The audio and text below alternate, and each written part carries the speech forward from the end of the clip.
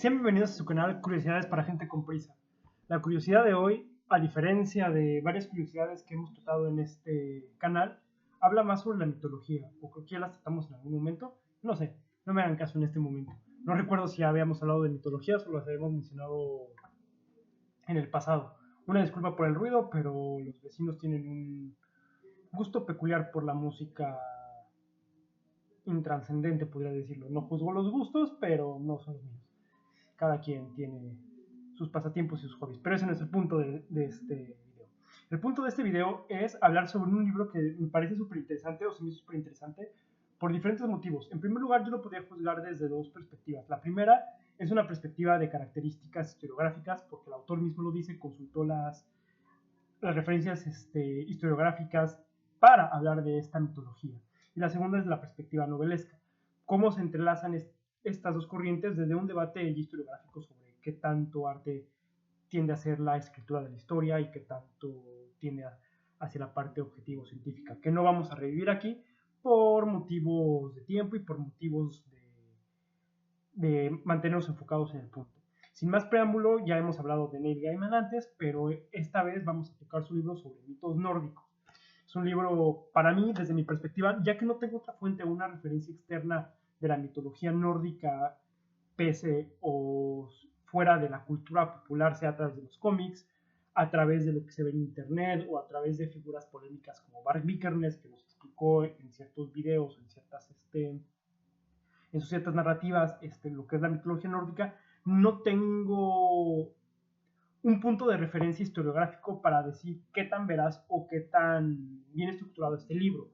Lo que yo sé, o por lo poco que he leído, es que este libro sí concuerda con muchas de las perspectivas teóricas y muchas de las perspectivas de la cultura popular que han venido a refrendar lo que es la cultura nórdica, como se conoce. Si bien viene a desmentir muchos elementos, como por ejemplo la parte estética del dios Thor, que todos lo relacionan generalmente con un dios de características rubias, sea por las pinturas o por Chris Hemsworth en las películas de Avengers, realmente todo es pelirrojo y en este caso no es muy brillante intelectualmente y está un poco pasado de peso, ¿no? Porque come demasiado y bebe demasiado. Sin entrar en esas perspectivas realmente físicas y las diferencias estéticas o fisionómicas de los dioses con sus contrapartes que nos ha representado la cultura popular, creo que este libro es muy interesante porque nos narra el inicio del universo, nos narra todas las aventuras de los dioses, que si bien el propio Gaiman lo dice, se contradicen unas aventuras con otras, podemos entender la complejidad de una sociedad a través de su propia mitología y a través de su propia comprensión del universo. Si bien cada sociedad, cada sociedad tiene su propia cosmovisión de cómo se formó el universo, todos parten de una singularidad, o en una general parte de una singularidad del caos como aquel que genera el propio universo. Aquí podemos entender que es a través de Odín y cómo Odín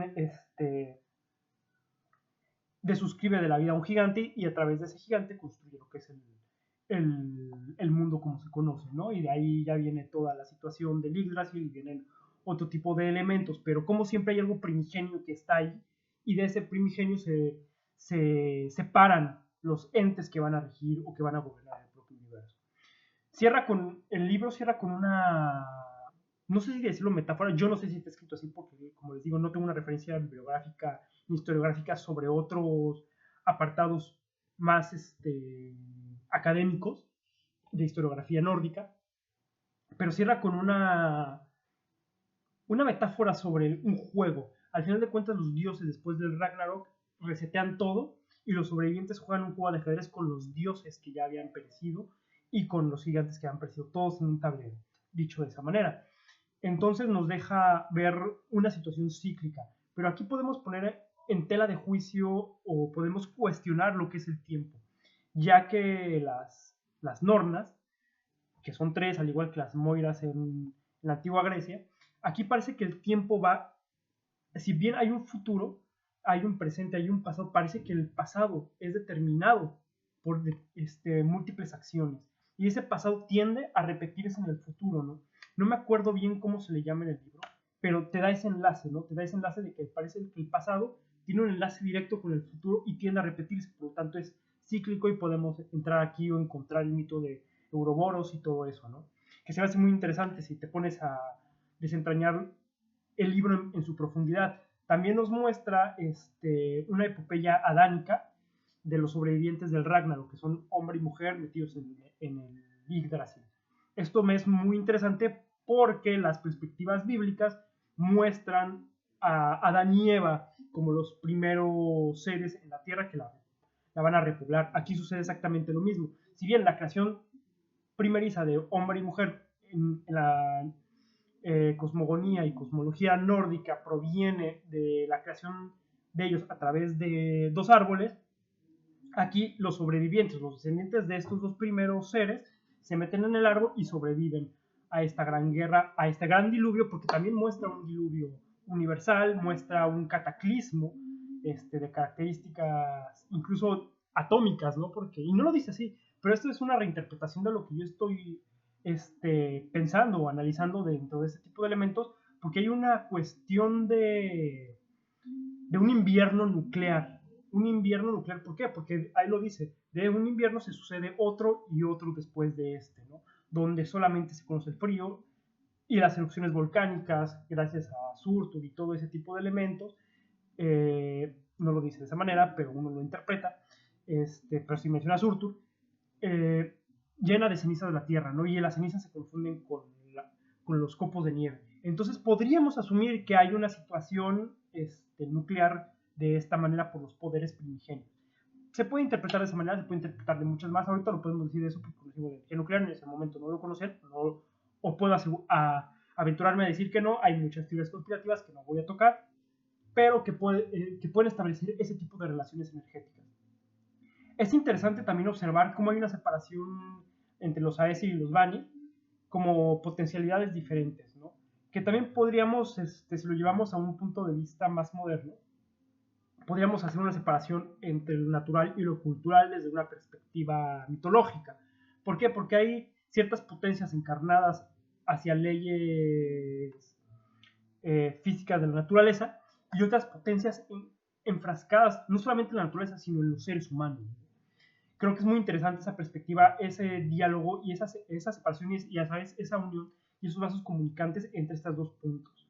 Creo que las aventuras tanto de Thor como de Loki, como de Odín, como de los diferentes dioses, nos muestran dioses con características muy humanas, pero al final de cuentas envuelven en una epopeya y en una fábula lo que es posible y lo que no es posible, ¿no? Por ejemplo, recuerdo lo de que hay un dios de la poesía, pero irónicamente también hay un hidromiel de la poesía, ¿no? Y este hidromiel de la poesía, pues Odín se lo bebe, y aquello que él regurgita es lo que se supone que embeleza a los poetas, y de ahí pueden desarrollar sus propios escritos, ¿no? Hay una parte escatológica dentro de esta fábula, que no la voy a mencionar, pero me es muy curiosa de que aquellos que escriben mala poesía es por la otra parte que pasa en ese relato, ¿no? También habla sobre la creación de las redes de pesca, quién la creó, por qué la creó y cuál es el uso de esta y cómo esta propia creación termina enredando o no contraponiendo, sino volviéndose contra su creador. Creo que es muy interesante, si bien lo que aquí te lo pintan no es el personaje malévolo que todos piensan, sino como es una fuerza potencial dicotómica, inteligente, sagaz, pero también travieso, ¿no?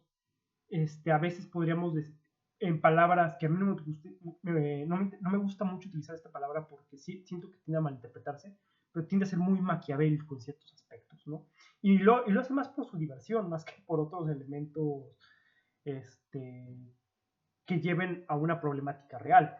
Siento que este libro dibuja muy bien las personalidades de los dioses, dibuja muy bien la dicotomía, el bien y la lucha constante, se puede decir, contra el mal, las fuerzas primigenias en contra del avance del tiempo. El tiempo juega un papel muy importante en la vida de los dioses, porque a pesar de que son inmortales, porque ahí se cuestiona la mortalidad de los dioses, mueren al final. ¿Y qué es morir en este aspecto, no? ¿Qué es esa pregunta tan importante? ¿Qué es? Es la trascendencia, estar en un juego dentro de un propio juego que se superpone a diferentes épocas, es el resurgimiento de... Y hay aspectos muy sincréticos también, que creo que el catolicismo llega a tomar. El lugar donde vive Surtur, un lugar infernal. El Hel, que se traduce ya al inglés como infierno. O sea, hay elementos que parece que la literatura católica, bueno, no católica, judio-cristiana, retoma y expresa en sus narrativas. Si bien la Biblia no menciona, por lo poco que la he leído, no menciona un infierno como tal, sí las narrativas judio-cristianas hablan de eso, hablan de lugares de castigo. Y aquí los tenemos mencionados. Si bien el, aquí los lugares de castigo no es por ser un criminal o por ser o haber pecado, sino por tener muertes vergonzosas, porque realmente los que tienen muertes heroicas o muertes en el campo de batalla acceden al Valhalla. Las muertes en una generalidad pues van a un lugar que no es propiamente un premio, ¿no? Sino es un lugar para vergonzoso, ¿no? Explican la relación de esto, explican quién lo gobierna, por qué lo gobierna, esa dicotomía de la vida y la muerte, ¿no? A través de la hija de Loki se me hace muy interesante. Mitad cadáver putefacto, mitad personalidad, y creo que eso nos habla de la complejidad del pensamiento y de la mitología nórdica. Nos habla de la dicotomía de la vida y la muerte que están entrelazadas y separadas solamente por una mitad. ¿Qué es esa mitad? El propio tiempo.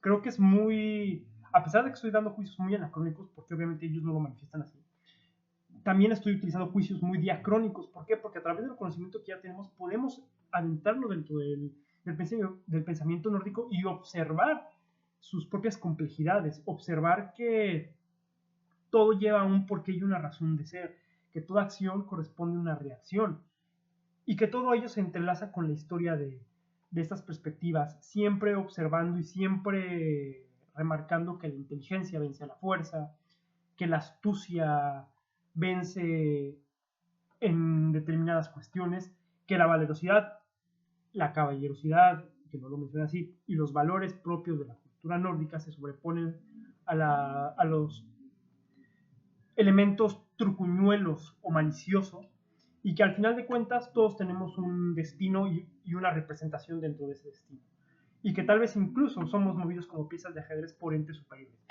Eso te lo dejan al final, ¿no? Y eso nos recuerda que hay muchos enlaces con las perspectivas judio-cristianas. Si bien Dios no nos mueve como piezas de ajedrez, ese famoso libre albedrío está sometido a un apartado de si te portas mal o vas en contra de los pensamientos judio-cristianos, te vas al lugar del eterno castigo. Si bien aquí no hay eso, sí hay movidas en las cuales se van llevando a cabo los puntos que se entrelazan para llegar a un final, para llegar a ese final que ya está predestinado, que ya está hecho.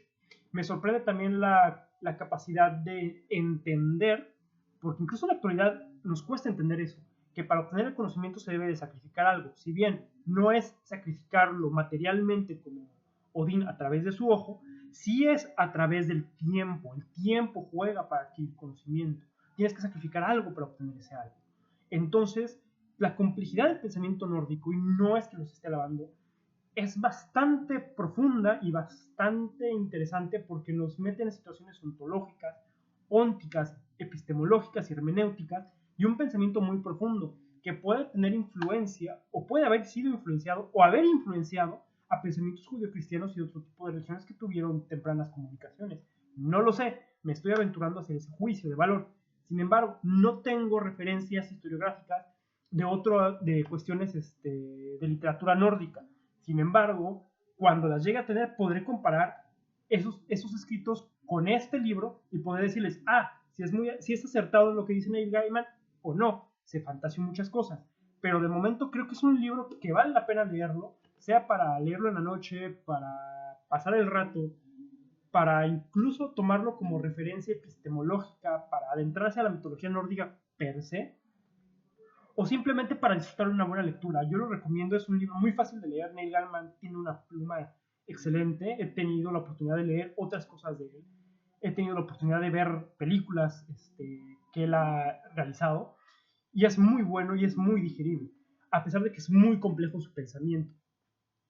Así que sin más, si ustedes ya leyeron los mitos nórdicos, díganme qué opinan en la caja de comentarios. Si no los han leído, se los recomiendo al 100, si les encanta todo lo que tiene que ver con mitología, elfos, enanos, dioses, conflicto, fábulas, se los recomiendo totalmente. Si ustedes tienen alguna recomendación para yo poder contrastar este libro con algún escrito historiográfico sobre mitología nórdica, estoy totalmente abierto a que me dejen en la caja de comentarios y después dialogarlo. Sin más me despido y de nuevo una disculpa por el ruidero, a pesar de que no es fecha festiva, los vecinos siempre tienen su música en alto, no sé por qué, supongo que la quieren compartir o carecen de educación civil o normas civiles de convivencia, pero bueno, no quito más el tiempo y les agradezco que sigan visitando. Hasta la próxima.